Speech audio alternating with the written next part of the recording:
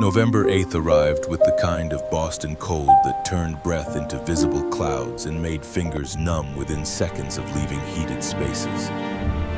Grayson Alexander Hartwell stood before the full-length mirror in his bedroom, the one Eloise had insisted they buy from that antique shop in Beacon Hill 3 months before the accident changed everything.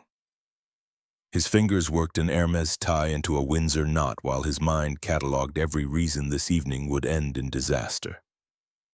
The townhouse around him sat silent except for the rhythmic hiss of radiators fighting November's assault and the distant sound of his daughter's feet padding across century-old hardwood floors. The bedroom still carried traces of Eloise everywhere. Her perfume bottles lined up on the dresser like soldiers. She'd never dismissed the book on her nightstand open to page 147. A bookmark he'd never moved, because moving it meant admitting she wasn't coming back to finish the story. Briar appeared in the doorway wearing flannel pajamas decorated with constellations 9 years old, and already carrying the kind of observational skills that made lying to her impossible. Her dark hair fell loose around shoulders that would someday match her mother's elegant frame if genetics kept their promises and grief didn't stunt growth in ways doctors couldn't measure. "You look nervous?"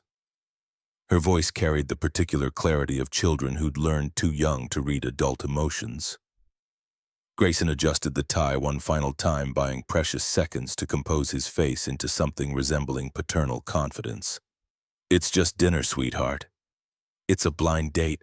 Uncle Roland told me everything." Briar climbed onto the bed that Eloise had ordered from some French catalog, settling cross-legged on top of the duvet. "He showed me her picture when he came by yesterday. She looks kind." The revelation shouldn't have surprised him. Roland Pierce had been his business partner for 12 years. His closest friend for 15, and possessed exactly zero boundaries when it came to matters he deemed important. Apparently, Grayson's romantic resurrection qualified as critically important. "Uncle Roland needs to learn about privacy and appropriate boundaries. He says you need to learn about living instead of just existing." Briar tilted her head, studying him with an intensity that reminded him painfully of Eloise during their early courtship, back when she was still deciding whether a 25-year-old with nothing but ambition and a hastily drafted business plan deserved her attention. "Mommy would want you to be happy. She told me so." The words landed like they always did, a perfect strike to the center of his chest where 4 years of guilt had built permanent residence. 4 years since December 23, 2020, when black ice and catastrophically bad timing conspired to end something that should have lasted decades. 4 years since he'd chosen an $80 million real estate deal over driving his wife home from their company's Christmas party. Grayson crossed to the bed and sat beside his daughter, the mattress dipping under his weight. He reached for her hand, small and warm and impossibly alive in a way that still sometimes surprised him. "Your mother would want a lot of things. She'd want you to try." Briar's voice carried the kind of certainty that only children possessed, absolute faith in dead mothers' wishes and the universe's fundamental fairness. "Just try, Daddy." That's all she ever asked. The drive to Evergreen Steakhouse took 23 minutes through Saturday evening traffic, his Mercedes S-Class gliding through intersections with the kind of smooth precision that money bought and guilt couldn't quite tarnish. Roland had orchestrated this blind date 3 weeks ago during a quarterly review meeting that had somehow devolved into a full-scale intervention about Grayson's personal life. "Your revenue is up 18% year over year. But you look like death warmed over," his partner had announced with characteristic bluntness, completely ignoring the financial projections displayed on the conference room screen. "You need to do something besides work and parent. You need to remember you're still alive and not just a walking memorial to your dead wife." The words had stung because they were accurate. Somewhere in the past 4 years, Grayson had stopped living and started merely existing, going through the motions of life without actually participating in it. Work consumed his days, Briar occupied his evenings, and the empty hours between midnight and dawn were spent either in his office reviewing contracts or lying in bed staring at the ceiling and cataloging his failures. The restaurant appeared on his right, all warm lighting and tasteful signage designed to suggest old money elegance without the stuffiness that came with actual old money. Evergreen was the kind of establishment where business deals were sealed over perfectly cooked steaks and romantic milestones were celebrated with expensive wine. Grayson had been here dozens of times for client dinners and power lunches, but never for a date, never for anything that required actual emotional vulnerability instead of carefully calculated corporate charm. Inside, the hostess greeted him with professional warmth that faltered slightly when she checked her reservation list. She was young, maybe 23 or 24, with the kind of nervous efficiency that suggested recent employment and genuine concern about making mistakes. "Mr. Hartwell, yes, table 7. Your party called approximately 30 minutes ago to let us know she's running late due to car trouble. She asked us to convey that she's arranging alternative transportation and should be here within 45 minutes to an hour. Would you prefer to wait at the table or at the bar?" The information filtered slowly through the anxiety that had been building since he'd agreed to this ridiculous idea. His blind date was late. The woman named Marlo Sullivan, who worked as an emergency room nurse and looked, according to the single photograph Roland had shown him on his phone, like someone who smiled easily despite carrying her own weight of grief and loss. "I'll wait at the table, thank you." The hostess led him through the main dining room past couples leaning close over candlelight and business associates conducting deals over appetizers and wine. Table 7 sat near the back, positioned beside a fireplace that crackled with real wood. Because Evergreen didn't believe in gas logs or artificial ambiance, the location offered privacy without complete isolation, warmth without stuffiness, exactly the kind of careful staging that made first dates feel like elaborate performance art. Grayson settled into his chair and tried desperately to remember how dating actually worked. The mechanics escaped him completely. 4 years was geological time in relationship terms, and before that he'd been married for 8 years. And before that, so young and stupid that his courtship of Eloise barely qualified as traditional dating so much as sustained begging until she agreed to take him seriously. His phone buzzed in his pocket. A text from Briar sent from her iPad despite his explicit rules about screen time after 8 p.m. "Good luck, Daddy. Don't talk about work too much. Ask her questions about herself. People like when you're genuinely interested in them instead of just waiting for your turn to talk." When exactly had his 9-year-old daughter become the adult in their relationship? Grayson typed back a quick acknowledgement, silenced his phone completely, and slipped it back into his pocket with a sense of finality. He surveyed the dining room with the careful focus of someone preparing for corporate negotiations. A woman sat alone at a nearby table, blonde hair catching the firelight in a way that seemed almost deliberate, wearing a green dress that managed to look both elegant and effortless. She was reviewing some kind of paperwork, her attention focused intently on whatever documents were spread before her, her posture suggesting someone completely comfortable in their own skin. Roland had specifically said blonde hair. He'd mentioned a green dress. He'd said the reservation would be for a table near the fireplace because Marlo had mentioned liking the ambiance of real fires. Grayson stood before his brain had fully processed the decision, crossing the space between tables with the same determined stride he brought to closing complicated real estate deals.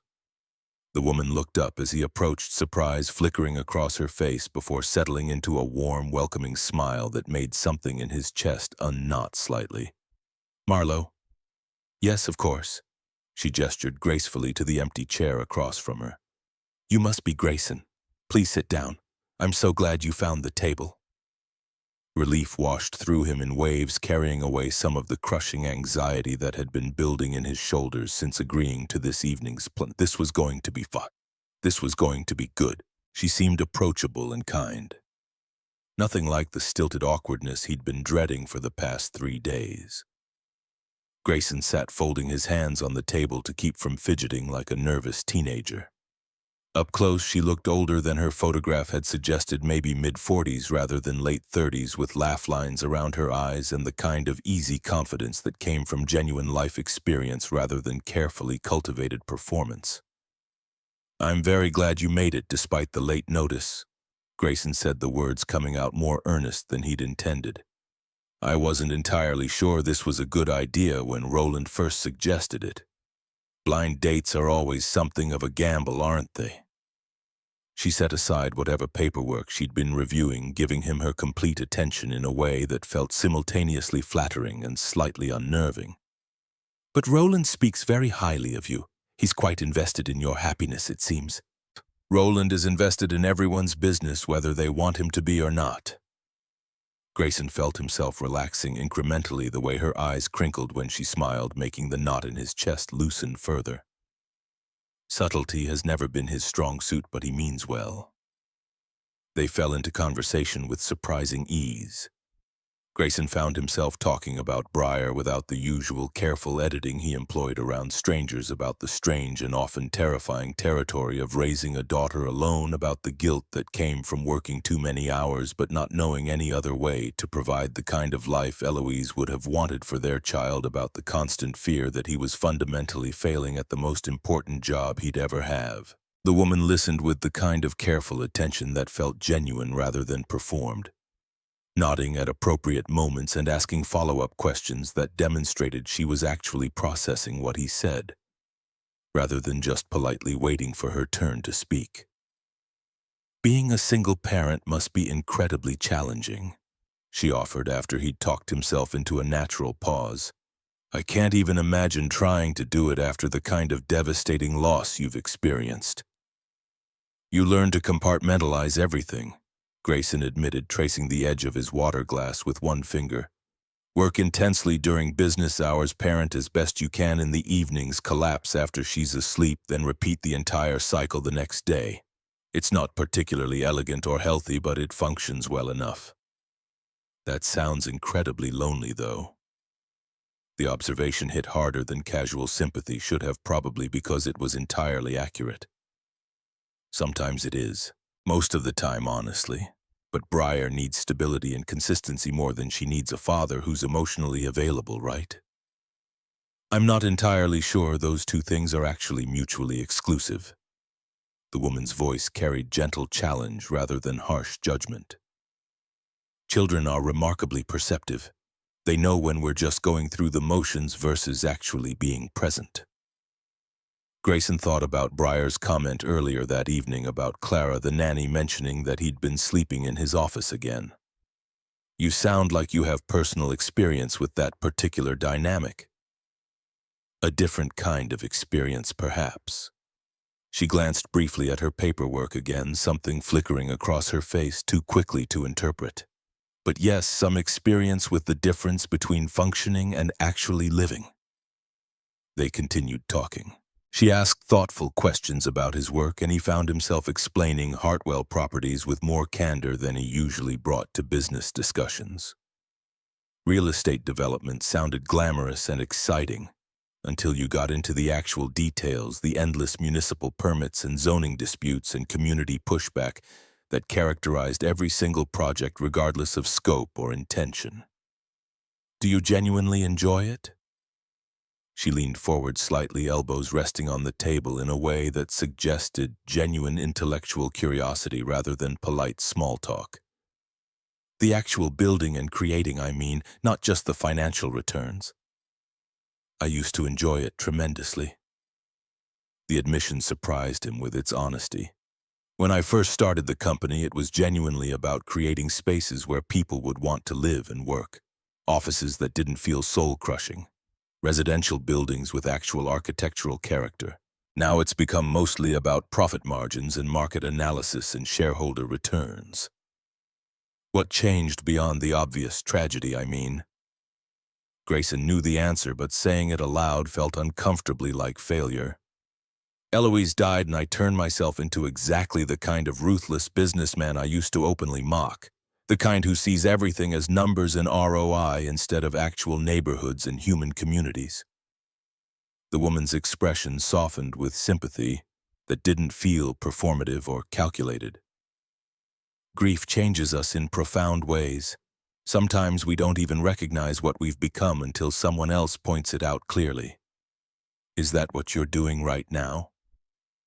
Pointing out what I've become. Just making an observation based on what you're telling me. She smiled again, that same warm expression that made her eyes crinkle attractively. Roland mentioned you needed someone who wouldn't let you hide behind comfortable work talk and corporate deflection. Roland says entirely too many things about entirely too many subjects. Perhaps, but he clearly cares deeply about you and wants you to be happy. He's extraordinarily nosy and refuses to respect reasonable boundaries. Both of those things can be simultaneously true. Grayson found himself actually laughing, a genuine sound of amusement that felt rusty and unfamiliar from disuse. When was the last time he'd laughed at something that wasn't one of Briar's deliberately terrible dad jokes? The sound startled him enough that he cut it off quickly, suddenly self-conscious about displaying too much genuine emotion. "I'm sorry, I don't usually... This isn't something I do very often anymore. Laugh or apologize for laughing. Either one. Both, I suppose." He rubbed his face, feeling the day's stubble scratch roughly against his palm. "I'm probably absolutely terrible company right now. You're honest company, which is considerably rarer than you might think." The woman glanced at her phone as it buzzed insistently against the table, her expression shifting subtly from open and relaxed to concerned and focused. "I apologize, but I really do need to check this message." She read whatever had come through, her entire posture changing in ways that telegraphed urgency and concern. When she looked up, apology was written clearly across her features in a way that made Grayson's stomach sink with disappointment. "I'm terribly sorry, but there's something I need to handle immediately. A work emergency that can't wait. Could you give me just a few minutes to deal with this?" "Of course, absolutely. Take whatever time you need." She stood gracefully, gathering the papers she'd been reviewing when he first approached, and walked toward the back of the restaurant with the purposeful stride of someone who knew exactly where she was going and what needed to be done. Grayson watched her disappear through a door clearly marked staff only. Confusion starting to creep in around the edges of his earlier relief and comfort. He sat alone at the table, staring at the empty chair across from him, and feeling the familiar weight of solitude settle back onto his shoulders, like a heavy coat he couldn't quite shake off. Maybe he'd fundamentally misread everything about this interaction. Maybe this was her practiced and polite way of ending a conversation that had become uncomfortable or tedious. He should have known better than to hope for anything different, should have known that 4 years of emotional isolation couldn't be overcome with one pleasant conversation. Grayson was actively reaching for his coat when the young hostess approached his table again, that same nervous smile firmly in place. "Mr. Hartwell, I'm so sorry to interrupt, but I wanted to let you know that we received a call from Ms. Sullivan about 30 minutes ago. Apparently her car broke down on Interstate 90 near the Newton exit because of some mechanical issue. She's arranged for Tupperway to tow it, and she's getting alternative transportation to the restaurant, but she asked us to please let her date know that she's running quite late and she's very sorry for the inconvenience." The words hit Grayson like a series of physical blows, each one landing with devastating precision. Ms. Sullivan. Marlo Sullivan. The woman he'd just spent the past 20 minutes pouring his heart out to, confessing his deepest failures and fears to, wasn't his blind date at all. Heat crawled up Grayson's neck as the full magnitude of his mistake became horrifyingly clear. He'd approached the wrong table entirely. He'd sat down uninvited with a complete stranger. He'd told this woman about Eloise and Briar and his fundamental inadequacy as both a businessman and a father, and she'd listened with such patience and kindness, because she was either too polite or too shocked to correct his obvious and mortifying error. The hostess continued, oblivious to his internal collapse. She said she should be here within the next 30 to 40 minutes, depending on traffic conditions. Would you still like to wait for her, or would you prefer to reschedule for another evening? Grayson looked desperately toward the kitchen area where the blonde woman had disappeared, his mind racing through the implications. She must have realized his mistake at some point during their conversation. She'd listened to him ramble about grief and guilt and failure, all while knowing he'd confused her with someone else entirely. The blonde woman emerged from the kitchen at that precise moment, professional composure restored to her features. She caught sight of Grayson's face, which must have clearly displayed his horror and humiliation, and understanding dawned in her expression, followed quickly by sympathy. She walked over, moving with the confidence of someone completely at ease in this environment. "Mr. Hartwell, I think there's been a rather significant misunderstanding between us." "You're not Marlo Sullivan." Grayson's voice came out strangled and mortified. "No, I'm afraid not. I'm Claudia Morrison, the restaurant manager." Her smile held genuine kindness rather than mockery or judgment. "When I saw you approaching my table, I assumed Roland Pierce had sent you to discuss the ongoing issues we've been having with our wine supplier. He's one of our investors, and we've been trying to schedule a meeting about inventory for the past 2 weeks." The explanation made terrible, perfect sense. Grayson closed his eyes, briefly willing the floor to please just open up and swallow him whole. "I am so incredibly sorry. I saw blonde hair and a green dress and a table near the fireplace, and I just assumed. It's completely understandable." Claudia's expression remained kind and patient. "I realized something was off when you started talking about your late wife and your daughter, but by then you seemed so relieved to be having a comfortable conversation that I didn't want to embarrass you by pointing out the error. I thought perhaps you were just making small talk before transitioning to business discussion. This is absolutely mortifying.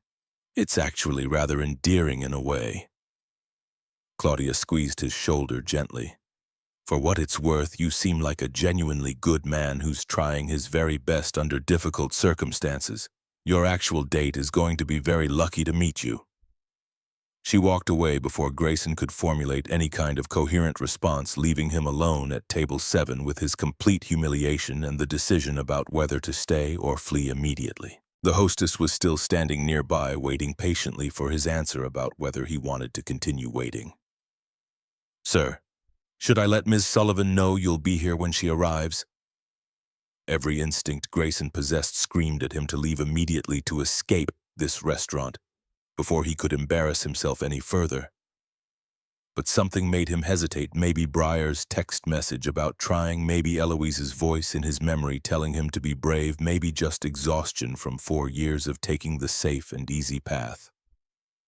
"Yes," he heard himself say. "Please tell her I'll be waiting at the table." The hostess smiled with obvious relief and hurried away. Grayson sat down, heavily ordered water from a passing server, and resigned himself to 45 more minutes of contemplating his spectacular capacity for humiliation. He pulled out his phone and typed a message to Roland. "I sat at the wrong table and had a 20-minute conversation with the restaurant manager before realizing my actual date hasn't arrived yet. If this evening gets any worse, I'm blaming you entirely." Roland's response came almost immediately. "That's the funniest thing I've heard all month. Please tell me you're staying anyway." Grayson: "Against my better judgment, yes." Roland: "Good. Marlo is worth the embarrassment, trust me." The minutes crawled past with excruciating slowness.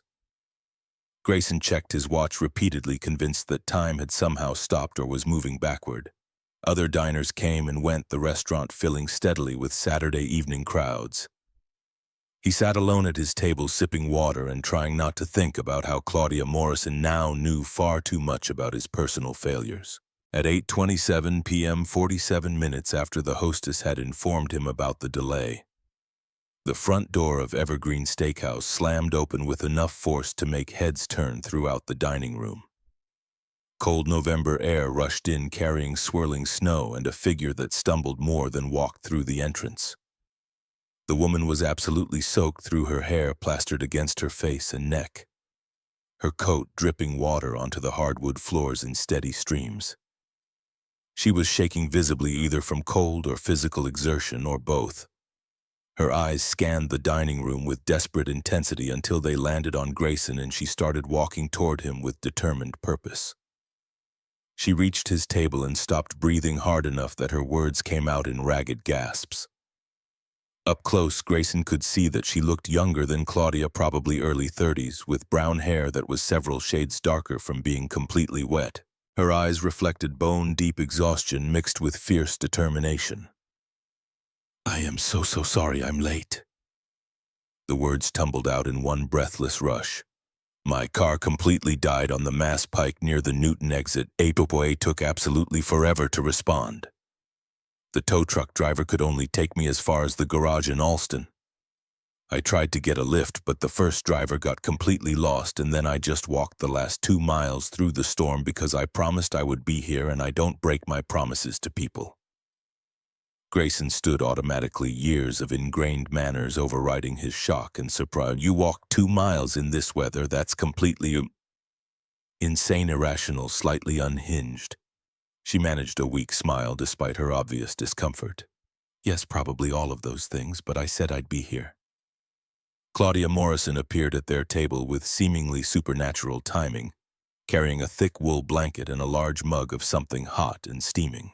She draped the blanket around the woman's trembling shoulders with practiced efficiency that spoke of years in the hospitality industry. "You must be Ms. Sullivan." Claudia's voice held genuine warmth and concern. "You poor thing. Please sit down immediately before you collapse from hypothermia. I've brought hot chocolate. Drink it slowly." Marlo Sullivan.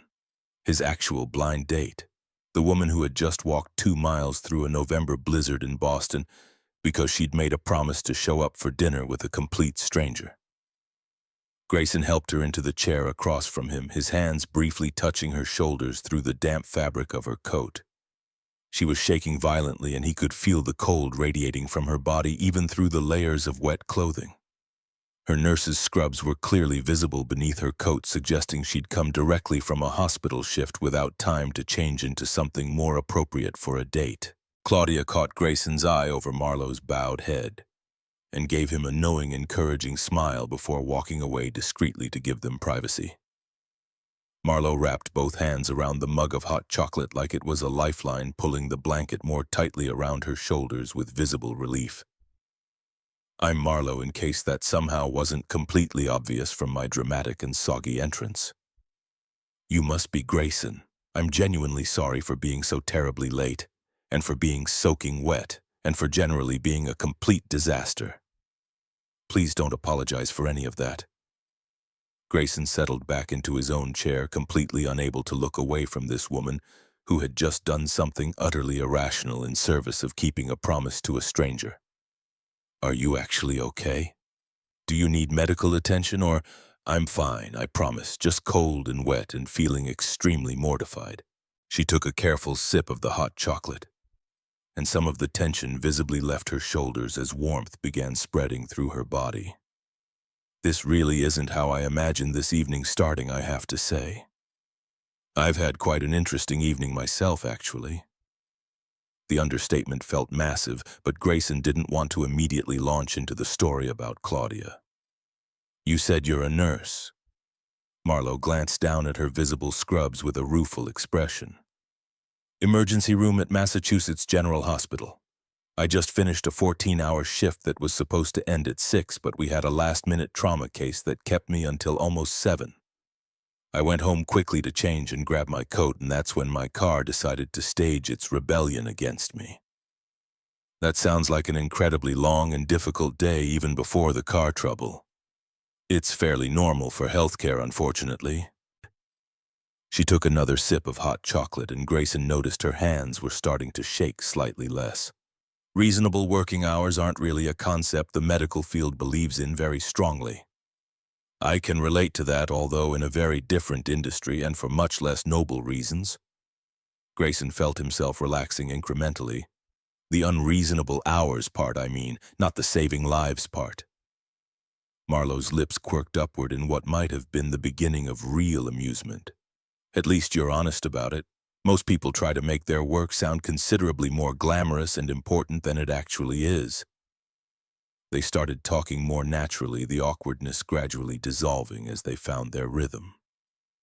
Grayson felt compelled to confess about his earlier mistake about sitting at the wrong table and having a 20-minute conversation with Claudia Morrison while thinking she was his blind date. Marlo's reaction was immediate laughter, genuine and surprised and completely without judgment. "Are you absolutely serious right now?" I wish I weren't, but yes, completely serious. She was wearing a green dress and sitting near the fireplace, and I just assumed. Grayson trailed off, shaking his head at his own idiocy. So if this date goes badly from here, at least it absolutely cannot be more awkward or embarrassing than that confession. Oh, I don't know about that. Marlowe's smile reached her eyes this time. I walked 2 miles through a blizzard and showed up looking like I just crawled out of a river. I think we're pretty evenly matched in the awkward and embarrassing department. The conversation flowed more easily after that. They talked about their work. Grayson explained Hartwell Properties and commercial real estate development, while Marlowe described the organized chaos of emergency room nursing. They talked about their children. Grayson's daughter, Briar, who was 9 years old and brilliant and perpetually worried about her father's emotional well-being, and Marlowe's son, Beckett, who was 8 and serious beyond his years, and carried the weight of loss with heartbreaking awareness. They carefully avoided directly mentioning their deceased spouses at first, dancing around the topic with the practiced caution of people who'd learned that grief made others uncomfortable. Then Marlowe mentioned someone I lost a few years ago in passing, and Grayson responded with a quiet, "Me too," and suddenly they had shared understanding that required no further elaboration or explanation. By 9:45, the restaurant was clearly preparing to close for the evening. Staff members were cleaning tables around them with polite discretion that suggested Claudia had told them to give the couple as much time and space as they needed. Marlowe looked reluctant when she finally stood to leave. "I really should go. I have an early shift tomorrow morning at 6, and I still need to figure out my car situation and—" She trailed off, looking genuinely regretful about ending the evening. "Your car is still at the garage in Alston." "Yes, and I'll need to take the T to get home, which is going to take forever at this hour with the weekend schedule, but it's fine. Let me drive you home." The offer came out before Grayson could second-guess the impulse. "Please, it's late and you've had an incredibly long day, and I would genuinely feel much better knowing you got home safely." Marlowe studied him for a long moment, clearly weighing the offer against whatever internal calculations she was making about safety and appropriateness and social conventions. "You really don't have to do that." "I know I don't have to, but I genuinely want to if you're comfortable with it." "Okay," she said finally with a small nod of acceptance. "Thank you. That's very kind." Grayson left cash on the table for their untouched meals and a generous tip for the waitstaff who'd given them space and privacy. On their way out, Claudia Morrison caught his eye from behind the bar and gave him a subtle thumbs-up gesture that made him feel simultaneously embarrassed and oddly grateful for her earlier patience with his mistake. Outside, November had turned brutally cold, the kind of temperature that made exposed skin sting within seconds. Fresh snow covered everything in a pristine white blanket that would turn to gray slush by morning. Grayson's Mercedes sat in the parking lot across the street, and Marlowe stopped short when she saw it. "That's your car." Something flickered across her face too quickly for him to fully interpret. "Company car, technically. I know it's ridiculously excessive. It's just very different from what I'm used to, that's all." She climbed into the passenger seat, carefully running one hand over leather upholstery that probably cost more than her monthly rent.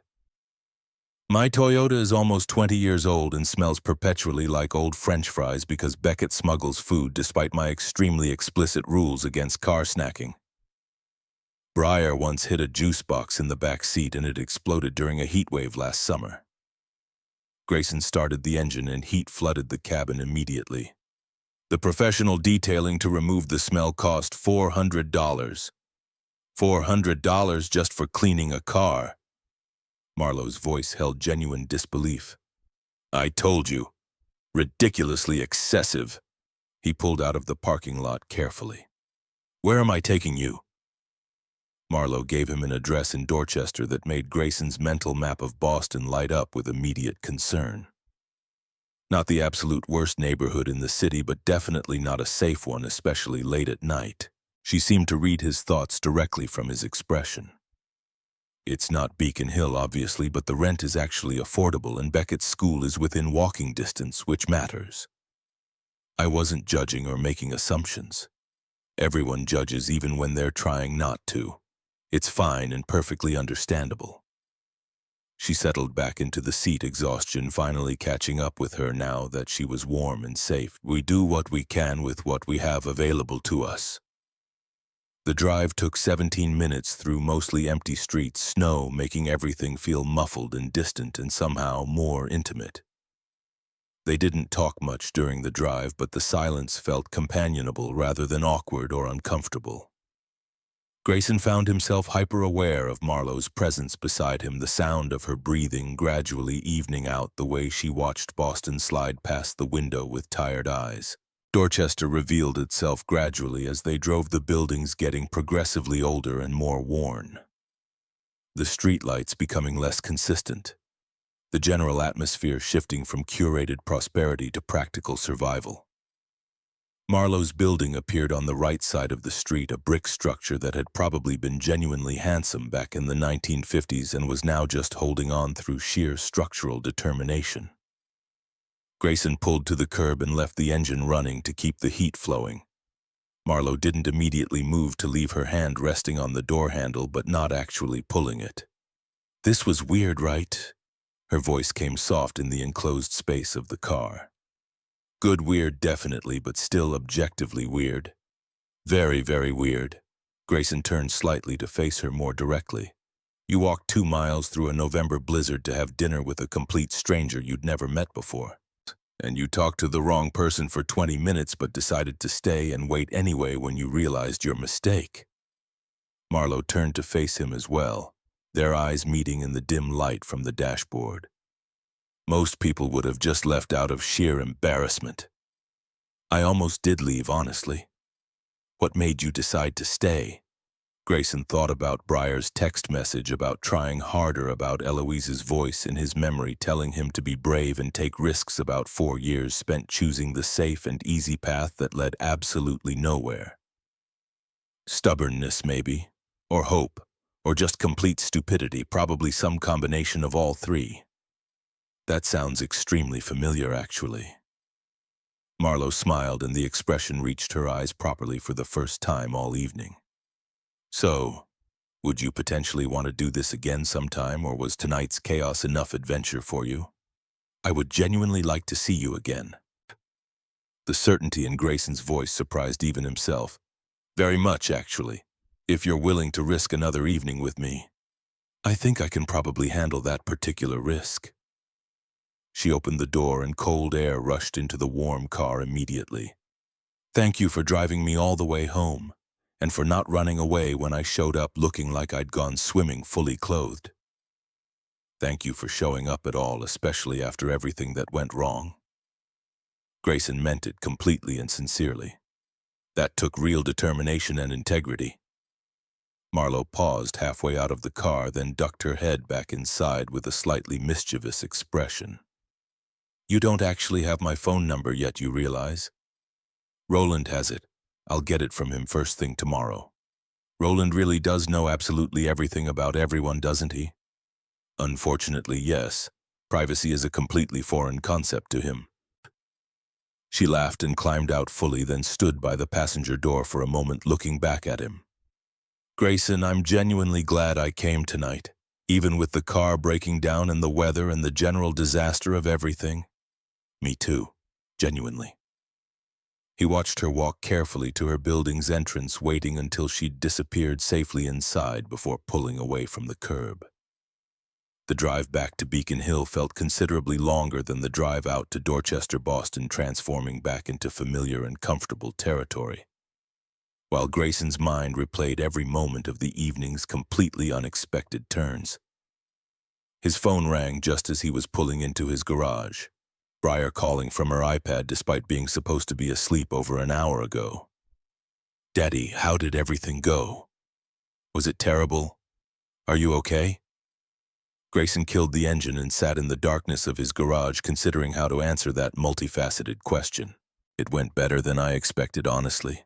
Very different from what I thought would happen, but better." Do you like her, the real her, I mean? I think I do, yes, maybe. It's all very complicated. Is it complicated because of Mom? The question came out small and worried. The question landed exactly where it always did, carrying the particular weight that only questions from grieving children could carry. Yes, partly because of Mom, and partly just because it's been such a long time since I've thought about any of this and I don't really remember how it's supposed to work. Mom would want you to be happy, though. Briar's voice carried absolute conviction and certainty. She told me that specifically before she died. She said that taking care of yourself was actually the very best way to take care of me. Grayson closed his eyes against the sudden sting of tears, grief, and gratitude mixing into something that felt almost like permission from beyond the grave. When exactly did you get to be so wise and insightful? I've always been wise and insightful, Daddy. You just notice it more when it's convenient for you. Static crackled across the connection briefly. So are you going to see her again, the nurse lady? I think so, yes. If she'll agree to it after tonight's chaos. Of course she will. You're great, Daddy. You just forget that sometimes. She yawned audibly. I'm going to sleep now. Love you. Love you too, sweetheart. Sweet dreams. They hung up and Grayson sat alone in his garage for several more minutes, letting the car's cooling engine tick rhythmically in the silence. 4 years. 4 entire years of grief and guilt and simply going through the motions of existence without actually living. 4 years of telling himself that work and parenting were sufficient, that wanting anything more made him selfish or disloyal or fundamentally weak. But tonight, sitting in Evergreen Steakhouse talking to first the wrong person, and then the right one, watching Marlowe's face as she described her own struggles and losses, feeling the unexpected warmth of human connection he'd thought was gone forever. Something had shifted inside him. Not the grief itself, which would never completely leave and probably shouldn't, but maybe his relationship to that grief, the way he carried it, the possibility that life could somehow contain both profound sorrow for what was lost and genuine hope for what might still be found. His phone buzzed with a text from an unknown number. This is Marlowe. Made it inside safely. Thank you again for tonight and for being so kind. Grayson saved the contact information immediately, staring at her name on his screen like it held some kind of secret meaning. Tomorrow he would go back to being CEO of Hartwell Properties, back to endless meetings and complicated deals and the grinding machinery of business. Tomorrow he would be Briar's father again, packing lunches and checking homework and trying desperately to remember what normal parenting actually looked like. But tonight, sitting in his garage with November snow falling steadily outside and a near stranger's number saved in his phone, Grayson Alexander Hartwell let himself feel something he'd been absolutely certain was gone forever and would never return. Hope. Morning arrived with the particular crystalline clarity that always followed significant snowfall, Boston rendered impossibly clean and sharp under a sky scrubbed completely blue by yesterday's storm. Grayson woke in his actual bed for the first time in 3 weeks, having deliberately chosen real sleep over his usual routine of passing out on the leather couch in his home office where financial spreadsheets couldn't ambush him with uncomfortable questions about whether he was doing enough, being enough, surviving enough to justify the space he occupied. Briar found him in the kitchen attempting breakfast with the kind of determined incompetence that came from years of relying almost exclusively on Clara's professional cooking. Eggs sizzled violently in a pan, their edges browning far too quickly, while bread produced alarming amounts of smoke from a toaster that had never quite recovered from the bagel incident 3 months prior. His daughter surveyed the culinary damage with the particular brand of pragmatism that 9-year-olds developed when forced to become more mature than their years warranted. She was wearing her constellation pajamas and her hair fell in sleep-tangled waves around her shoulders. You're making breakfast yourself? It was a statement rather than a question. This means last night's date either went really, really well or spectacularly, catastrophically badly. Why can't it simply mean that I wanted to cook breakfast for my daughter on a Sunday morning? Because you never want to cook anything ever. That's literally why you pay Clara an extremely generous salary to want to cook for us. Briar climbed onto one of the kitchen bar stools with practiced ease. So which one is it? Grayson slid a plate across the marble countertop, the eggs slightly burned around the edges but at least technically edible by most reasonable standards. It went well, I think. We're planning to see each other again soon. How soon is soon? I don't know the exact timing yet, probably within the next few days. Briar attacked her breakfast with the appetite of someone who'd learned early that complaining about food quality usually meant being responsible for preparing it yourself. Between enthusiastic bites, she subjected him to the kind of detailed interrogation that would make professional prosecutors jealous. What did Marlowe look like in person? What specific topics did they discuss? Did he laugh genuinely? Did she laugh? Were there metaphorical fireworks like in romantic movies? Fireworks, really? That's what happens in every single movie when people fall in love. There are always fireworks or shooting stars or something equally dramatic and symbolic.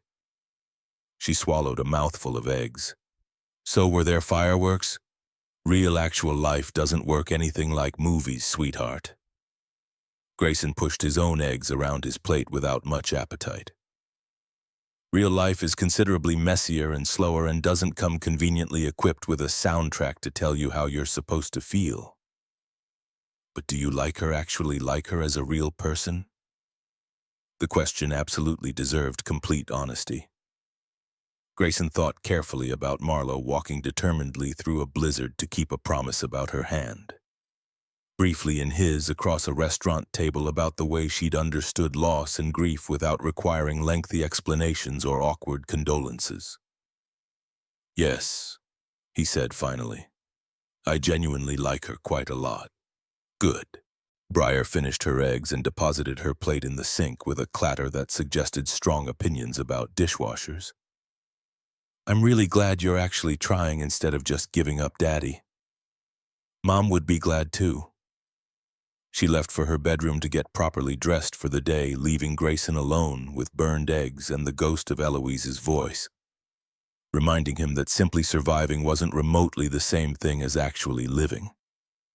His phone buzzed just as he was scrubbing the frying pan. A text from Marlowe sent with the kind of early morning timing that suggested she was already awake and possibly caffeinated good morning. Thank you again for last night and for being so patient with all the chaos. I had a considerably better time than I expected to have while soaking wet and mortified.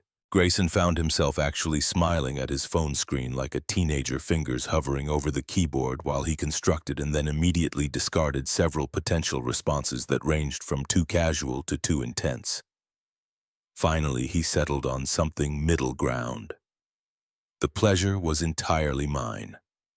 I'd genuinely like to see you again soon if you're willing to risk another evening with me and whatever disasters it might bring. Her response came within minutes, fast enough to suggest she'd been waiting for his reply. I think I can probably handle that particular risk.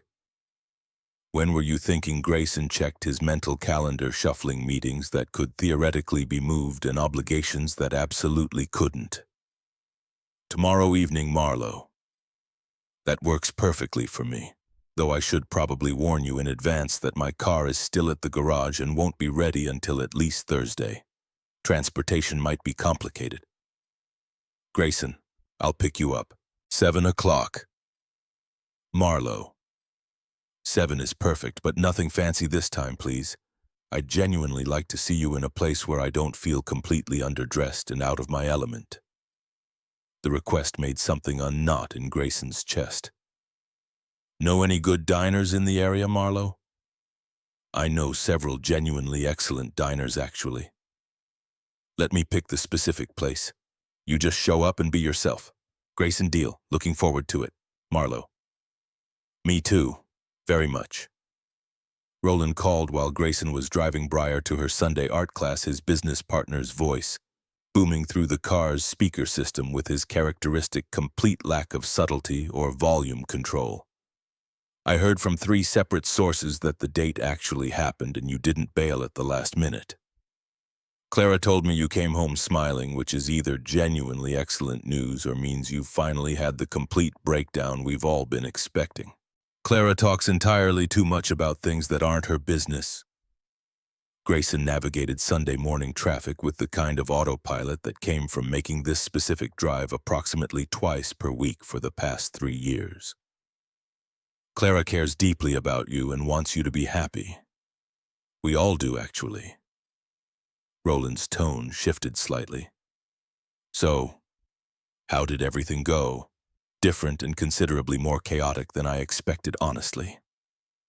Grayson glanced sideways at Briar, who was supposedly reading her theoretical physics book, but was clearly listening intently to his half of the conversation.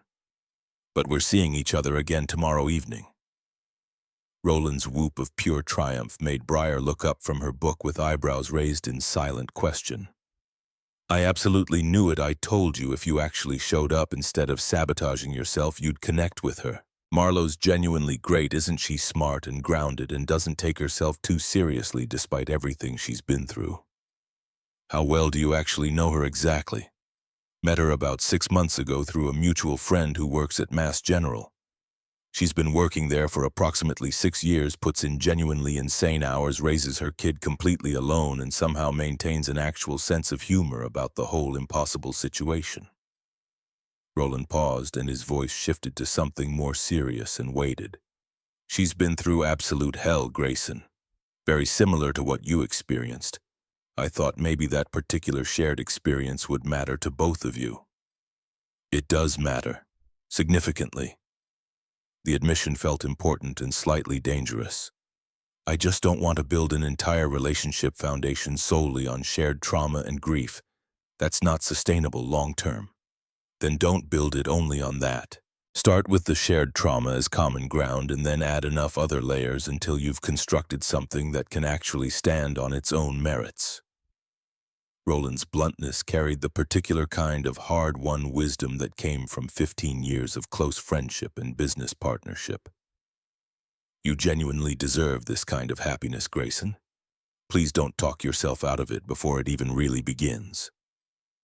The office welcomed him Monday morning with its completely usual demands and crises. Hartwell Properties occupied the entire 42nd floor of a downtown building that Grayson himself had renovated approximately 5 years ago, back when transforming neglected spaces into something beautiful felt like genuine creation rather than cold financial calculation. Roland found him roughly an hour into his attempted paperwork siege, dropping into the expensive chair across from Grayson's desk with the easy familiarity of someone who'd earned permanent access years ago. We need to talk about the Riverside project situation.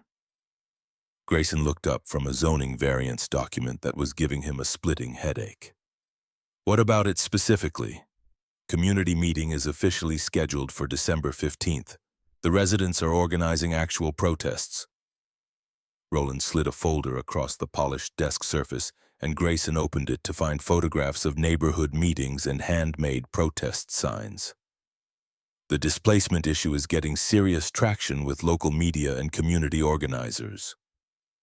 The Riverside project represented their single biggest development initiative in 3 years, $45 million to purchase a cluster of aging apartment buildings in South Boston, demolish them completely, and replace them with luxury condominiums targeting young professionals and affluent empty nesters looking for urban convenience. It was the standard gentrification playbook executed with just enough community relations budget to make it seem palatable and responsible. Except it wasn't actually palatable at all. 340 families would lose their long-term homes, offered exactly $5,000 each in relocation assistance that wouldn't even begin to cover first and last month's rent anywhere else in Greater Boston's increasingly expensive housing market. Grayson had signed off on those specific numbers because the underlying math worked beautifully for their profit margins. Because this was just business after all, because transforming neighborhoods inevitably meant some people got left behind in the process. What specifically are they asking for? Substantially better relocation packages for displaced families. Dedicated affordable housing units in the new development itself. job training programs for displaced residents who want to work in construction or property management. Roland ticked off the demands on his fingers with practiced efficiency. Basically, all the usual things we say we'll seriously consider and then completely ignore once the protests eventually die down and people move on to other causes. Grayson stared at the photographs with growing discomfort, actual faces of real people who would be forcibly scattered by his personal decision to prioritize maximum profit over community continuity. An older woman with deeply lined features holding a sign that read, "Been here 40 years, where am I supposed to go?" A young mother with 3 small children clinging to her legs. Her expression mixing righteous anger with barely suppressed fear. A teenage boy whose handwritten poster demanded in large letters, "Why do poor people always lose?" What if we actually did it this time, the affordable housing units, I mean? Roland's eyebrows climbed dramatically toward his hairline. That would cut our overall profit margin by approximately 18%, minimum. Then we accept an 18% reduction and move forward anyway. Grayson, we have actual shareholders who expect reasonable returns. We have a board of directors. We have people who've invested serious capital expecting us to maximize profitability, not run social welfare programs. Roland leaned forward with obvious concern. This isn't a non-profit charity organization. We also have more than enough capital reserves to absorb a temporarily smaller margin and still come out significantly ahead financially. Grayson pushed the folder back across his desk with sudden determination. I'm genuinely tired of being exactly the kind of ruthless developer who displaces struggling families just so wealthy people can have granite countertops and stainless steel appliances. Where is this actually coming from? Roland studied him with the focused intensity of someone conducting a diagnostic examination. Yesterday afternoon, you were completely fine with the Riverside numbers and projections. Today, you want to restructure the entire financial model to prioritize social responsibility. What changed overnight? Grayson thought carefully about Marlowe's specific address in Dorchester, about her building that had probably been genuinely nice once, and was now just barely functional survival, about the way she'd said with quiet dignity that, "We do what we can with what we have available to us." I met someone who lives in exactly the kind of place we routinely demolish without thinking twice. Someone who works 60+ hours every single week and still can't afford anything better than aging buildings in questionable neighborhoods. His voice came out rougher than he'd intended. It made me think seriously about who we're actually building for and who we're systematically building against. You're developing an actual social conscience. Roland didn't sound particularly pleased or displeased, just clinically observational. That's either genuine personal growth or serious professional liability, depending entirely on how you choose to handle it. Maybe it's both simultaneously. They spent the next 2.5 hours completely restructuring the Riverside proposal, running endless numbers and scenarios that might potentially satisfy community demands, without absolutely tanking overall profitability. It meant Grayson personally taking a substantially smaller salary for the foreseeable future, meant reinvesting profits instead of distributing. Generous shareholder dividends meant somehow convincing their board of directors that long-term community goodwill and positive reputation mattered more than short-term maximum returns. By the time Roland finally left his office, Grayson's head was pounding with the particular ache that came from trying desperately to reconcile fundamental capitalism with basic human compassion. His phone showed 3 missed texts from Marlowe, all sent during the past hour while he'd been drowning in spreadsheets. First message: I've been thinking about tomorrow night. There's this particular diner in Cambridge that makes absolutely the best pancakes you've ever experienced. Would you be interested? Second message: also, I should probably mention that Beckett knows about you now. He's 8 years old and has extremely strong opinions about his mother dating anyone. Just fair warning in advance. Third message: sorry, that probably sounded more ominous than I actually intended. He's not hostile toward you or anything, just very protective of me, like a very small but extremely serious bodyguard. Grayson smiled and typed his response. Pancakes sound absolutely perfect, and I completely understand protective children. Briar interrogated me extensively this morning over badly burned eggs about every single detail of last night. Marlowe's reply came almost immediately. You actually cook like real cooking. Grace and I attempt cooking with varying degrees of success. The results are generally questionable, but usually technically edible. Marlowe, I'm very much looking forward to judging your culinary skills personally at some point. The easy back and forth felt comfortable in a way that made him slightly suspicious of his own relief. Nothing should be quite this simple and natural after 4 years of emotional isolation and complicated grief. Nothing should feel this effortless when they'd only actually met once, when he barely knew her beyond surface-level conversation. When the entire thing was built on nothing more substantial than one evening of talking and the fragile hope that maybe he could actually do this. Tuesday evening found Grayson standing in front of his extensive closet for almost 20 minutes, methodically rejecting outfit after outfit for being too expensive, too formal, too obviously trying to impress. He finally settled on jeans that were merely overpriced rather than genuinely obscene, and a simple sweater that Eloise had bought him approximately 6 years ago that still fit reasonably well despite time's inevitable passage. Briar appeared in his doorway and subjected his choice to critical 9-year-old analysis before nodding with apparent approval. You look relatively normal and approachable. That's good and appropriate for a second date. I am normal and approachable. You're extremely wealthy and intimidating, Daddy. That's objectively different from normal.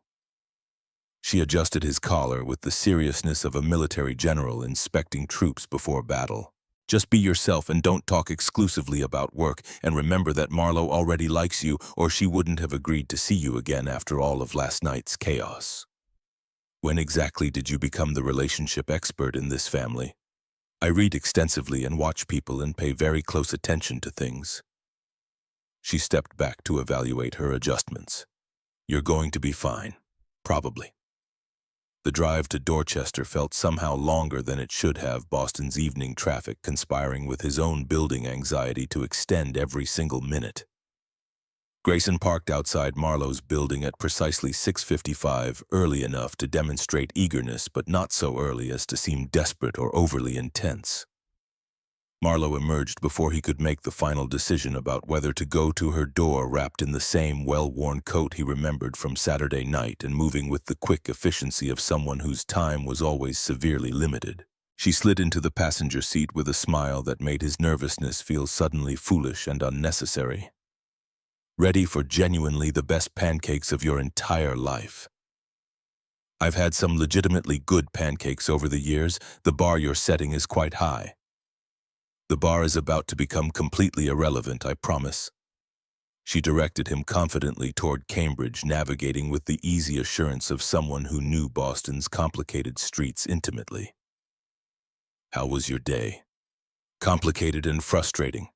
Work is fighting me rather aggressively about wanting to do something remotely decent and ethical.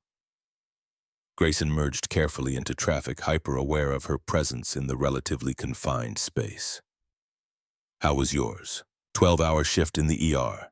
3 separate cardiac arrests, 1 successful resuscitation, and 7 different people who came in with serious medical problems they absolutely cannot afford to properly fix. Her voice carried a bone-deep exhaustion that went well beyond merely physical tiredness. Healthcare in America is such a beautiful, tragic disaster. That sounds incredibly heavy to carry. It absolutely is. But someone has to actually do this work, and I happen to be stubborn enough to keep showing up day after day. She pointed to an upcoming left turn. The diner is approximately 2 blocks that way. Prepare yourself for atmosphere that genuinely hasn't changed since 1972. The diner announced itself through flickering neon signage that carried the weight of authentic vintage character rather than calculated retro aesthetic.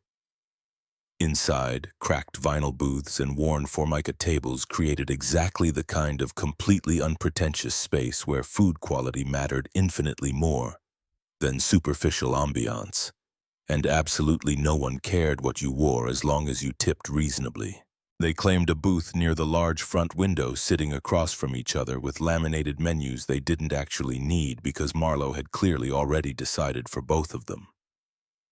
A waitress appeared almost immediately, older woman with genuinely kind eyes and the particular look of someone who'd been doing this specific job long enough to have developed strong opinions about customer behavior.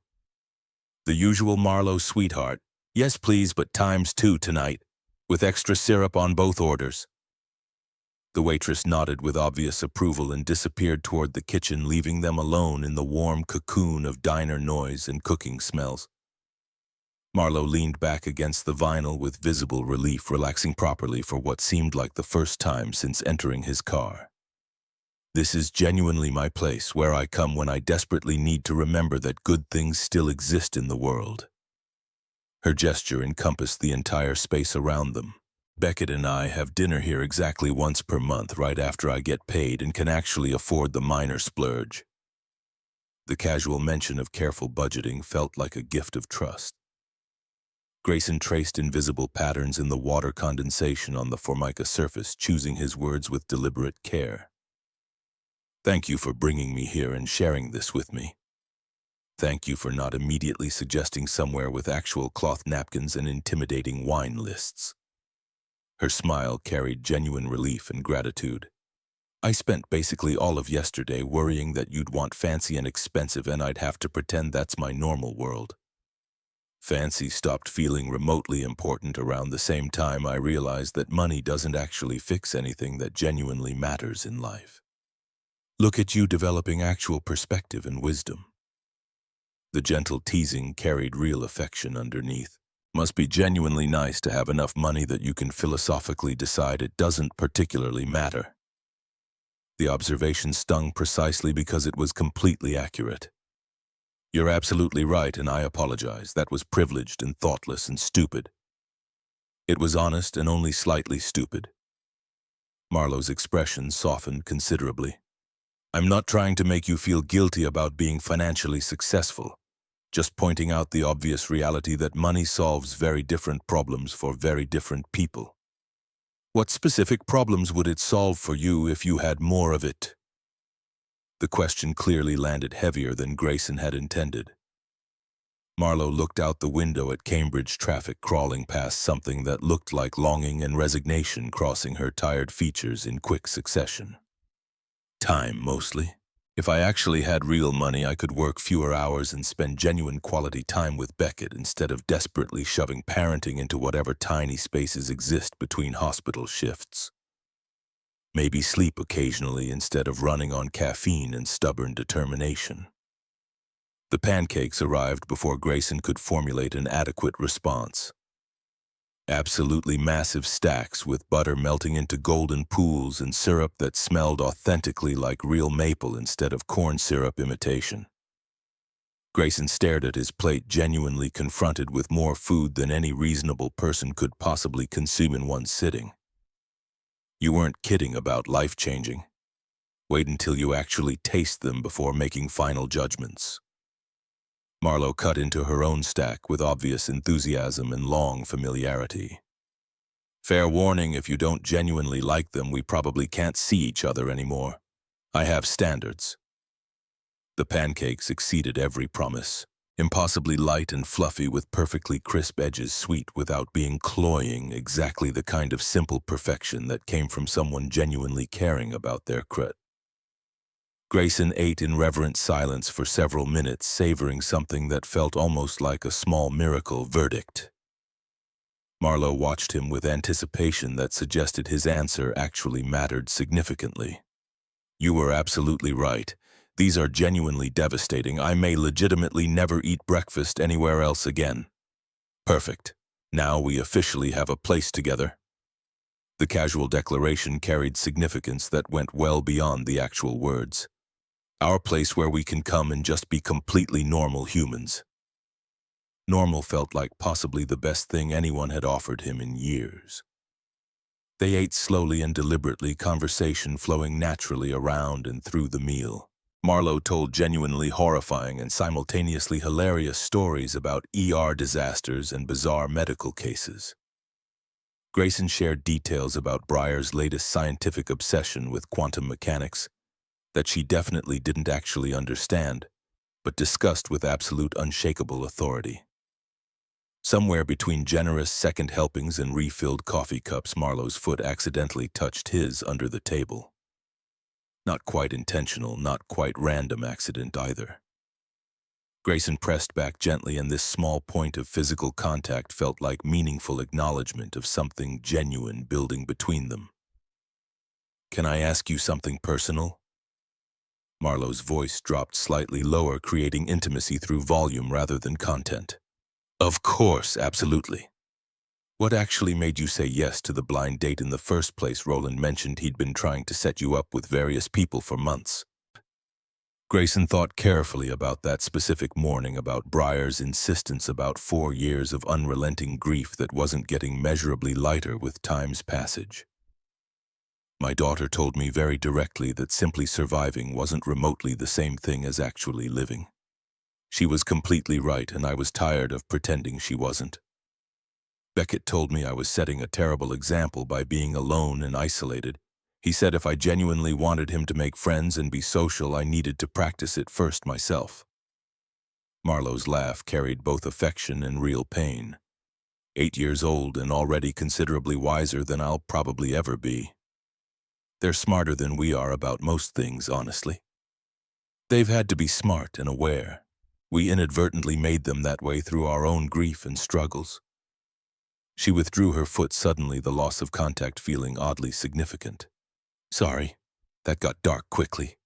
Please don't apologize for being honest and real with me." Grayson reached deliberately across the table, palm facing upward in clear invitation. "You can absolutely be dark with me. I'll understand completely." Marlowe took his offered hand without hesitation, their fingers intertwining across the table with surprising ease. "This is moving quite fast, isn't it?" "It absolutely is. Does that scare you?" "Terrifies me completely, but staying stuck and isolated scared me considerably more." They remained like that while the diner gradually emptied around them, two people who'd learned far too young that life came with absolutely no guarantees, finding tentative hope in shared pancakes and honest conversation. When the waitress finally brought their check with a knowing smile, Grayson paid quickly before Marlowe could even consider protesting, leaving a tip generous enough to make the older woman's eyebrows climb with surprise. "You significantly over-tipped. She deserves it for making pancakes this remarkable. Or you're showing off. Maybe both are simultaneously true." Outside, Cambridge had turned cold enough that breath created small fog clouds. Marlowe leaned against the passenger door instead of immediately opening it, looking up at Grayson with an expression he couldn't fully interpret. "I want to keep seeing you, but I need you to genuinely understand that my life is complicated and messy, and I don't have any room for games or manipulation. I want to keep seeing you too, just honesty and pancakes and figuring this out together one day at a time." Marlowe rose on her toes deliberately and kissed him with the kind of certainty that came from conscious decision rather than random impulse. Her lips were soft and tasted faintly like syrup and coffee. The kiss brief but undeniably significant. When she pulled back, her eyes searched his face for something he desperately hoped she found. "Okay then. One day at a time together." Saturday morning arrived with crystalline cold that made Boston feel somehow older than its actual years. Grayson woke early, nerves transforming restful sleep into restless anticipation. Today they would visit Marlowe's actual apartment, allow Breyer and Beckett to solidify whatever tentative friendship they were building, navigate the delicate choreography of merging worlds that had learned to function in careful isolation. Breyer appeared in the kitchen before he'd finished his coffee, already fully dressed and practically vibrating with barely contained energy. She'd chosen her outfit with unusual care, jeans without any holes and a sweater that actually matched her hair, pulled back in a style that suggested she'd consulted YouTube tutorials. "Do I look okay? Not too fancy, but also not like I don't care at all about making a good impression." Grayson surveyed his daughter with the seriousness her question absolutely deserved. You look perfect. Beckett will definitely appreciate the effort you've put in. I'm not trying to specifically impress Beckett. I'm trying to make Marlo think you raised me correctly and that I'm not some spoiled rich kid. She poured herself orange juice with surgical precision. First impressions matter tremendously, even second ones. Technically, this is our third time meeting them if you count the playground. Third impressions matter just as much. She drained her glass and placed it carefully in the sink. Are you nervous about this? Should I be nervous? Probably yes. We're going to Marlo's actual home where she lives with Beckett. That's genuinely intimate. You'll see how she really exists instead of the carefully curated version she shows on dates. Briar tilted her head with uncomfortable perceptiveness. Are you actually ready for that level of realities? The question deserved real consideration rather than dismissive reassurance. I think so. I hope so. Good, because backing out now would be genuinely mean and you're not a mean person. They drove through Saturday morning traffic that was slower than weekdays but never truly quiet in Boston. Grayson navigated familiar streets while Briar provided running commentary on everything from weather patterns to quantum mechanics to her specific concerns about whether Beckett would like the book she'd carefully selected for him. What if he's already read it? What if he thinks my taste in books is immature and babyish?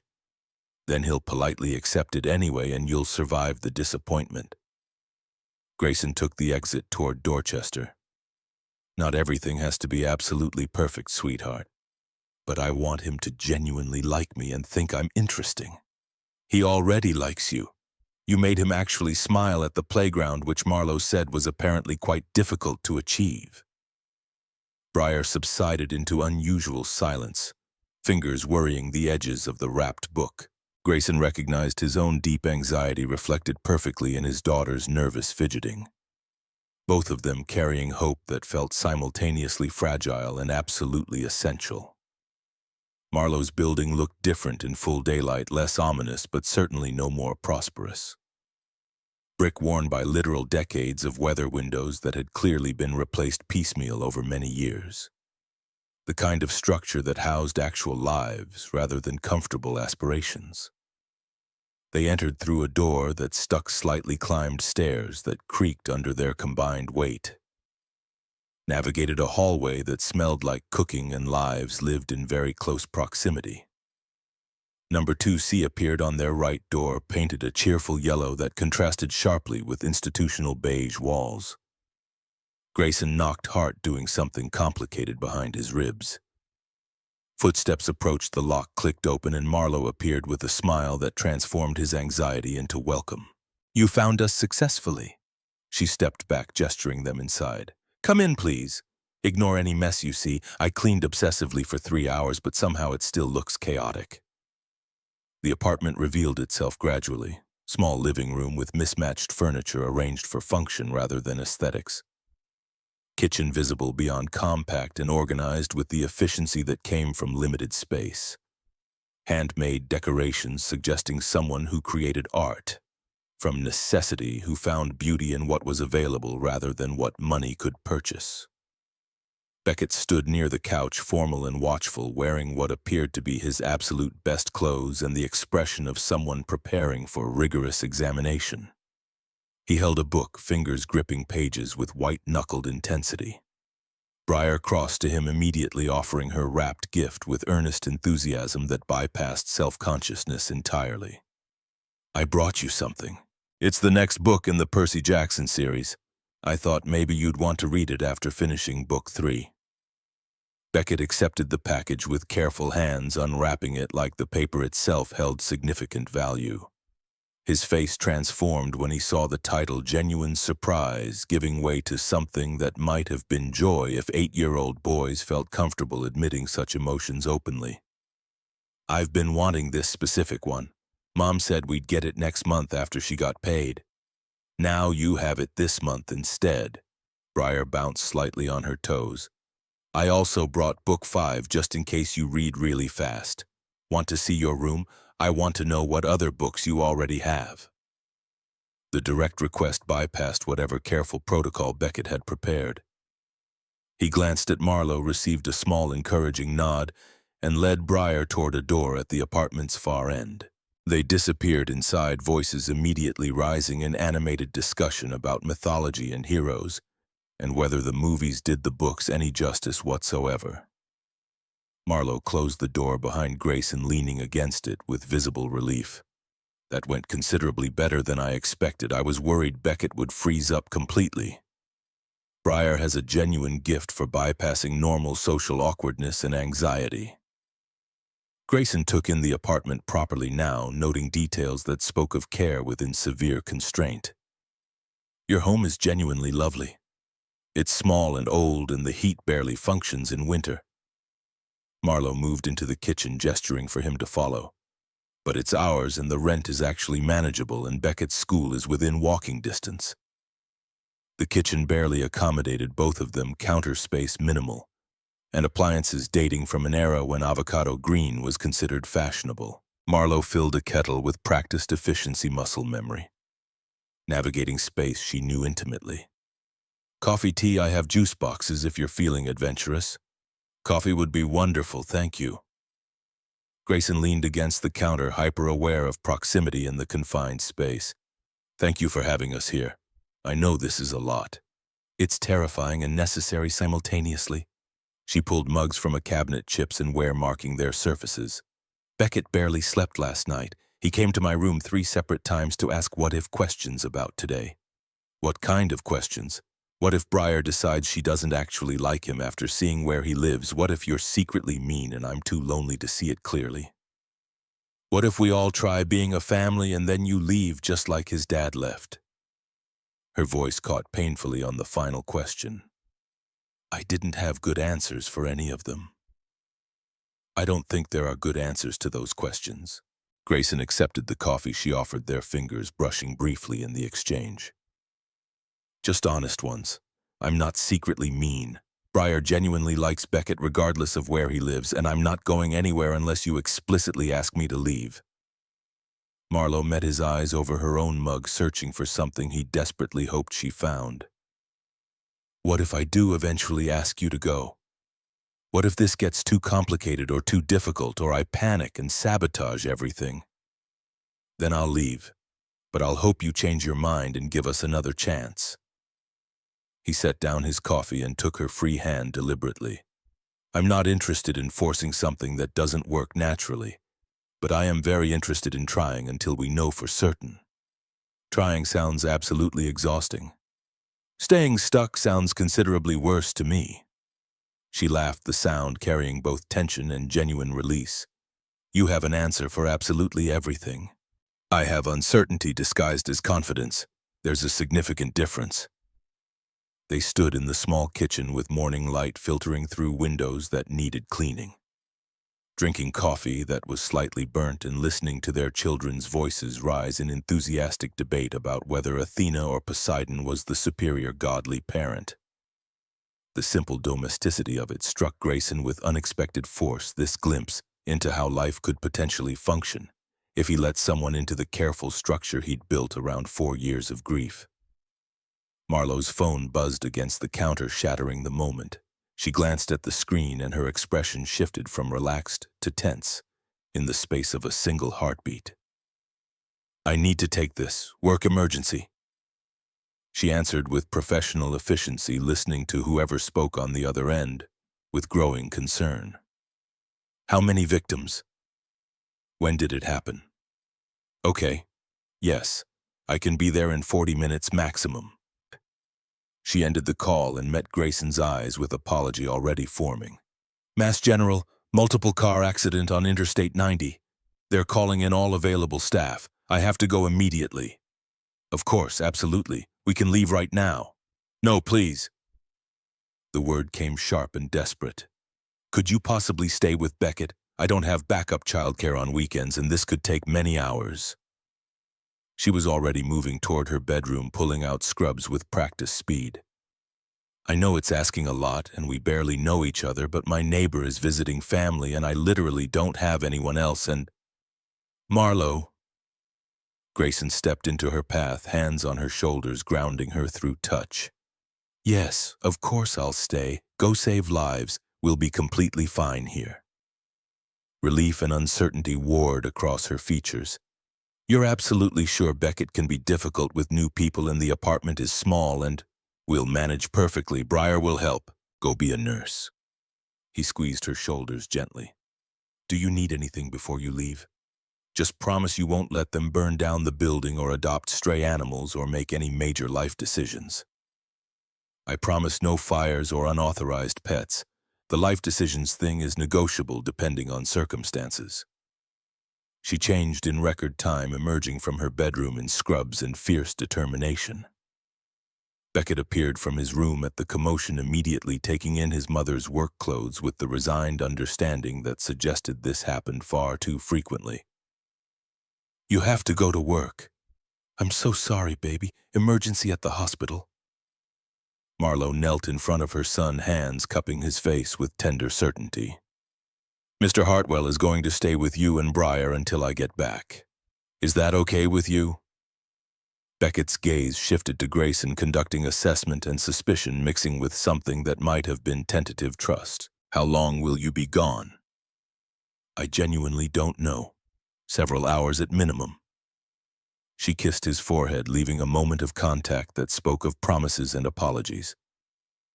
Be good. Listen to Mr. Hartwell. I'll text when I know more about timing. She grabbed her bag and disappeared in a whirlwind of efficiency, leaving Grayson alone in a strange apartment with two children who were suddenly his complete responsibility. The door closing behind Marlo sounded louder than it should have, finality settling into space she'd occupied mere moments before. Briar emerged from Beckett's room, immediately assessing the situation with uncomfortable accuracy. Marlo had to leave for work. Emergency at the hospital. She'll return when she can. Grayson looked at Beckett, who'd gone very still and quiet. Your mom said we could hang out here until she gets home. Does that work for you? I guess so. Beckett's voice came small, stripped of the cautious openness he'd shown earlier. She leaves a lot. For work. People need her more than I do, I think. The statement landed like accusation and resignation, combined an 8-year-old's understanding that the world made demands his mother couldn't refuse. Grayson recognized the sentiment from Briar's early years, those nights when Clara put her to bed because he was closing deals and choosing work over presents. Your mom wishes desperately she could stay, but saving lives is genuinely important work that matters. I know that. Beckett moved to the couch, sitting with defeated posture. Dad used to leave for work too, then he left forever and didn't come back. The raw pain in those words could have filled entire libraries. Briar sat beside Beckett without asking permission, her presence offering comfort where language inevitably failed. She didn't say it would be okay or that his mom would definitely return or any of the empty platitudes adults deployed when confronted with children's legitimate fears. Instead, she said quietly, My mom died when I was 5. I used to think if I was better or smarter or less annoying, she would have stayed somehow, but dead isn't a choice people make. Your dad didn't choose to leave you. Beckett looked at her, something shifting in his serious face. Mom says he died being brave, saving someone else. That means he loved other people enough to risk absolutely everything, including you. Briar's wisdom exceeded what any 9-year-old should possess. It's completely okay to be really mad about that. I'm not mad at him. I am sometimes. At my mom for dying. At my dad for not being there when she crashed. Briar picked at the couch's worn fabric. Being mad and being sad can happen at exactly the same time. Grayson stood in Marlo's small living room, watching his daughter offer comfort he'd consistently failed to provide, feeling simultaneously inadequate and profoundly grateful. Hours passed in careful domesticity. They had pizza for lunch. Beckett insisted on medium size only. No expensive toppings, strict adherence to his mother's budget rules even in her absence. They watched a movie about dragons that Briar declared scientifically inaccurate but entertaining. They built elaborate Lego structures that violated physics but satisfied imagination. Somewhere around 5 p.m., Beckett fell asleep on the couch, mid-sentence, exhaustion claiming him with the sudden totality unique to childhood. Briar covered him with a worn blanket, maternal instincts emerging without prompting. "He's tired a lot." Her observation came quietly. "Mom says grief makes you tired even when you sleep enough." "Your mom is absolutely right about that." Marlowe called at 6:30, voice tight with exhaustion and something darker. "I'm leaving the hospital now, but I need to tell you something before I get there." The tone triggered immediate concern. "What happened?" "One of the accident victims died during surgery. A mother with 3 kids under 10. Her voice fractured slightly. "We did absolutely everything right, but sometimes everything right still isn't enough." "I'm genuinely sorry. That's devastating." "I'll be there in 20 minutes. I just wanted to warn you that I might not be great company right now."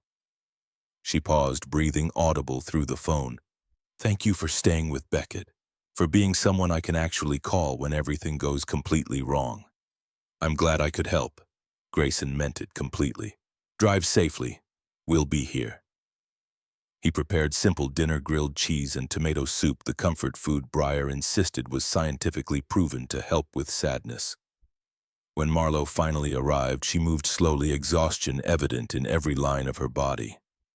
Beckett ran to her immediately, small arms wrapping around her waist with fierce possessiveness. "I'm sorry I was gone so long, baby." "It's okay, Mom. Mr. Hartwell stayed and we had pizza and watched movies and he made you dinner." Beckett's words tumbled out in relief and pride. "We made grilled cheese, the good kind." Marlowe looked at the set table with tears she tried unsuccessfully to blink away. "You made me dinner," Briar insisted. "Apparently grilled cheese is scientifically proven comfort food." "It's completely true. I read it in a book." Briar pulled out a chair with hostess authority. "Sit down, please. You look like you desperately need to sit." They ate together at Marlowe's cramped table, 4 people who barely fit but somehow made it work. The food was simple but exactly right, comfort without pretension. Marlowe ate mechanically at first, gradually relaxing as warmth and nourishment worked their combined effect. Afterward, when Briar insisted they should leave and let Marlowe rest, Grayson walked them to the door. Marlowe caught his arm, pulling him slightly aside. "I want to see you again. Soon. But I need you to genuinely understand that my life is like this. Unpredictable and messy and full of emergencies I absolutely cannot control. My life involves board meetings and business crises and a daughter who thinks she knows everything." He touched her face gently. "I'm not scared of messy chaos." "You should be." But she leaned into his touch. "I'm a lot to take on." "So am I. Let's be too much together and see what happens." She kissed him, then brief and desperate, seeking reassurance through connection. "Text me when you get home." "I will absolutely. Get some sleep." The following week brought Monday's text from Roland that dropped like a stone. Board meeting moved to December 15th instead of 20th. Theo wants to address Riverside situation sooner. Prepare your defense thoroughly. 5 days. He had 5 days to convince the board that community welfare mattered more than maximum profit, that his sudden conscience wasn't just emotional weakness disguised as strategy. Thursday brought an unexpected lunch invitation from Theo Winters. "We should talk before the meeting. Tomorrow at noon." The message felt like both opportunity and trap. Grayson agreed anyway. That evening, Marlowe called instead of texting. "Beckett asked me tonight if you were going to be his dad." The statement landed like physical impact. "What did you tell him?" "That adults don't work that fast. That we're dating and we like each other, but becoming family is complicated." Her breathing sounded uneven. "He said he already decided you were family because you made me grilled cheese when I was sad." 8-year-old logic is hard to argue against. "Grayson, I need complete honesty. Are you ready for this? For a relationship that comes with a kid who's already getting attached? Because if you're not, I need to know now before he gets hurt worse." He thought about Beckett's serious face, about Breyer's enthusiasm for their friendship, about Marlowe's apartment feeling like home despite being foreign territory. I can't promise perfection. I'm going to make mistakes, but I'm ready to try. I want to try. That's either the bravest or stupidest thing you've ever said. Probably both simultaneously. They talked until Marlowe's exhaustion pulled her towards sleep. Grayson sat in his quiet townhouse afterward, thinking about tomorrow's lunch with Theo and the board meeting that would follow. Friday's lunch happened at an expensive restaurant downtown. Theo Winters sat at a corner table, silver hair, perfect suit, probably costing 5 figures. They made small talk through appetizers neither touched until Theo's patience expired. I'm offering you a way out of this disaster you're creating. I'm listening. Withdraw the Riverside restructure. Present the original proposal with healthy margins. Keep your position and reputation intact. Theo's voice carried experience and authority. In exchange, I won't bring a motion of no confidence. And if I refuse, then I'll make the case that you're emotionally compromised and unable to lead effectively. The board will vote. You'll lose. Theo leaned forward. I don't want to do this, Grayson, but I can't let personal relationships destroy what we've built. What if this isn't about personal relationships? What if I've genuinely realized our development model is harmful? Then you're naive and forgot that business exists to generate profit. Theo's bluntness carried no malice. You want to help poor people, start a charity. Don't tank a profitable company. I'm not withdrawing the proposal. Then you're a fool. Theo stood. The board meets at 3. Make your case, but understand you're about to lose everything for a woman you barely know. The board meeting started precisely at 3 p.m. 12 members around polished wood with expressions ranging from curious to hostile. Grayson presented his restructured Riverside proposal for 20 minutes affordable housing units. Job training, relocation assistance that actually helped families. The slides showed community impact balanced against profit. When he finished, silence filled the room. Finally, a woman near the end spoke. This is admirably compassionate. It's also financially irresponsible. The attacks came steadily. Board members questioned his judgment, his motives, his fitness to lead. Theo orchestrated opposition through strategic silence. Finally, Theo spoke. I'm calling for a vote. Either we approve Grayson's restructured proposal or reject it and proceed with the original plan. 3 hands rose in favor. 9 opposed. Motion fails. Theo's voice carried no triumph. Grayson, given this vote, I'm formally requesting you reconsider your position as CEO. The board has lost confidence. Resignation would be graceful. The alternative is forced removal. Grayson stood before 12 people who'd decided his conscience was liability. I won't resign. If you want me gone, vote me out. So be it. Call the vote. Should Grayson Hartwell be removed as CEO? 9 in favor, 3 opposed. 15 years ending in a conference room on a Friday afternoon. Effective immediately, I'll assume interim CEO responsibilities. Theo extended his hand. You built something impressive. I'm sorry it ended this way. Grayson shook the offered hand. I'm not. Sometimes endings are new beginnings. He cleaned out his office while Roland hovered. Personal items went into a box too small for 15 years. Photos of Breyer Industry Awards, Eloise's fountain pen. What will you do? Roland asked quietly. Figure out what comes next. Build something that actually matters. Outside, Boston greeted him with indifferent cold. Grayson loaded his box and sat behind the wheel processing what had happened. His phone rang. Marlowe. How did it go? I got fired. Voted out technically, but unemployed effective immediately. Silence stretched between them. When Marlowe spoke again, her voice held absolute certainty. Come over. Let me make you grilled cheese. We'll figure out what comes next together. Grayson started the car, Boston's evening traffic a blur. He'd lost his position, his title, 15 years of building. But driving toward Dorchester, toward Marlowe's grilled cheese and Beckett's tentative trust in a future he couldn't predict, he felt lighter than he had in years. Sometimes losing everything meant finding what actually mattered.